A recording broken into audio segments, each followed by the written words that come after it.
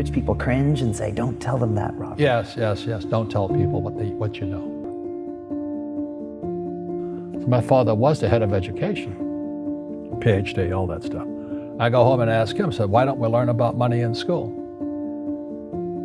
And he looked at me and says, because the government doesn't let us teach that subject. The government tells us what we can teach and what we can't teach. And I thought that was strange. And I said, but aren't we going to school to learn about money? He says, no, your job is to get a job.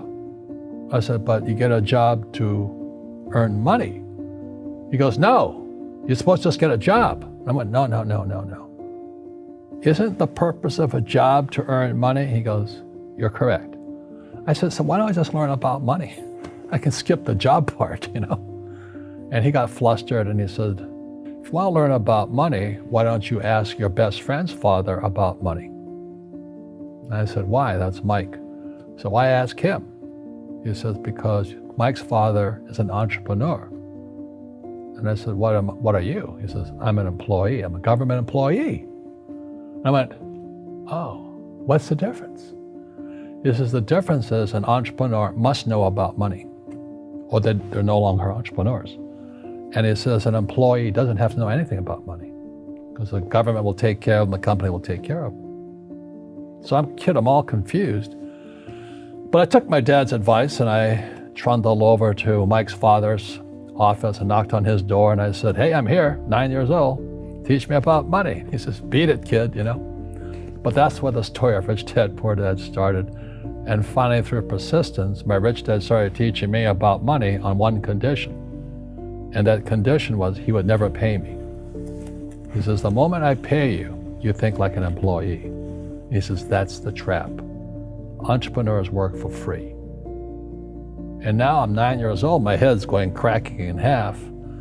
He says, you never want a paycheck. You understand that, kid? I said, okay, I got it. And he says, well, how do I make money? He says, that's what entrepreneurs figure out. It's like, so how do I learn about money? So he would just break out a Monopoly game board. So I would work for free. I'd pick up cigarette butts, and he had hotels and restaurants, and I would clean and do menial tasks. And as I got older, I started getting into office work and marketing and accounting, and I was an apprentice basically, but I always worked for free. And he would teach me about money, but the way he taught me about money was playing Monopoly. And I finally one day I got upset. I said, well, when are you going to teach me about money? He says, what do you think we're doing? We're playing Monopoly. He goes, no. What do you think we're doing? We're playing Monopoly. He says, what do you think we're doing? So I don't know. I'm teaching you about money. And then that's when, you have one green house. He says, there's many formulas for great success in money. There's thousands of them, but one of the best ones is found on the game of Monopoly. It still is today. 4 green houses, 1 red hotel. I said, what? He says, one of the greatest ways to acquire great wealth is playing Monopoly in real life. 4 green houses, 1 red hotel. But is that all there is? He goes, that's it. And he says, what do you think I'm doing? And I went, I don't know. So then he took me out and he showed me his greenhouses.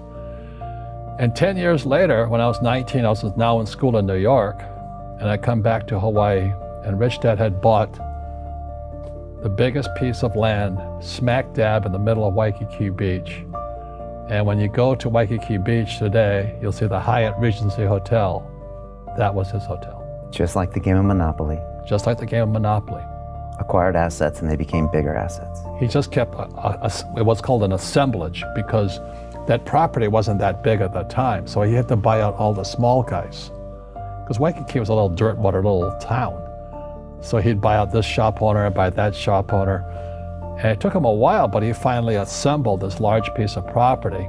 And then he and Hyatt put up this giant hotel. It just sold for $800 million. So that's how I learned about money. I've had financial crashes. I've had people stab me in the back, but they're all good because I grow from it. That's spirituality. Right. People who are afraid of making mistakes, like they teach in school, they don't ever grow.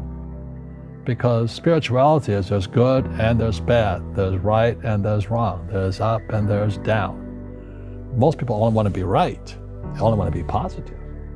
Well, you can't have that. That's not reality. Well, I wasn't poor by most people's standards, but I came from a family with a poor attitude, if you know what I mean. Because rich, poor, middle class, poverty starts with a fundamental attitude. Poverty is passed on. It's taught in your families. And middle class is taught in families. And so the people right now who are sitting at home, who are struggling financially or worried about money or unhappy, they may be making a lot of money, but unhappy with what they're doing, it was probably taught to you. You know, your superego was taught, get a job, work hard, or you'll never be rich, or the rich are evil, or whatever. The school system will never teach you about money. The school system was designed to teach you to be an employee, which is important, or a doctor or a lawyer, a specialist, but never about money. And what most people lack is real business knowledge, like accounting, like debt, like taxes. You got to know that stuff, but they don't teach it in school to anybody. So, and then when people ask me, how did your rich dad learn this when your poor dad, a PhD, didn't? And the answer is very simply, my rich dad, who's my best friend's father, his father died when he was 13.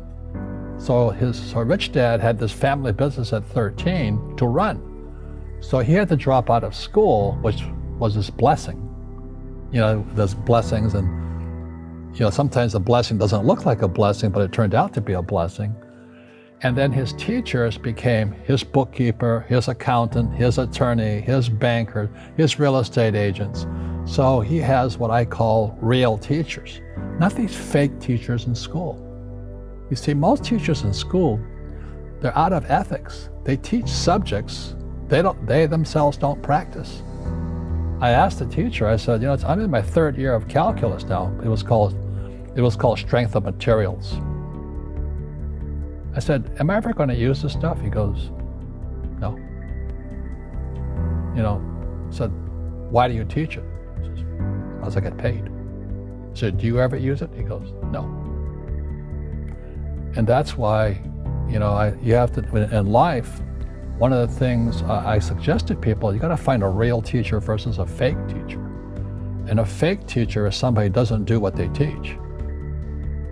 And a real teacher is doing what they teach every day. So my accountants, my attorneys, they're in it every single day. That's how I learn, because every day I'm solving problems in my business.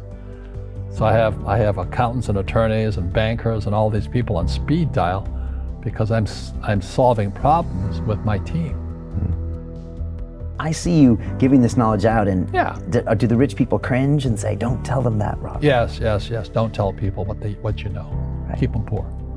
But, unfortunately, the poor, as was in the Bible, I'm not real religious, the poor will always be amongst us because it starts up here. Right, it's that fear mentality.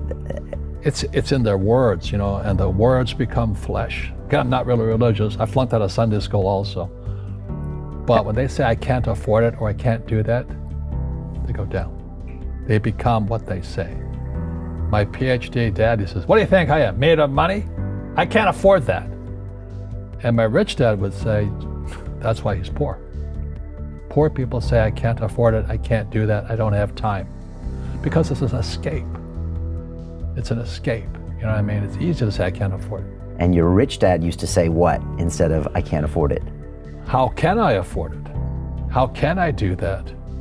What would it take, or why should I do that? He says that a question opens the mind, a statement closes the mind. So when you say, I can't afford it, your mind shuts down, and you become what you say. Rugby is a team sport, but so is soccer. The rules are different. And other people are golfers. They play by themselves. And so everybody's different. So my game financially is business, number one. Second is real estate. So what I say to young people is, you find your game.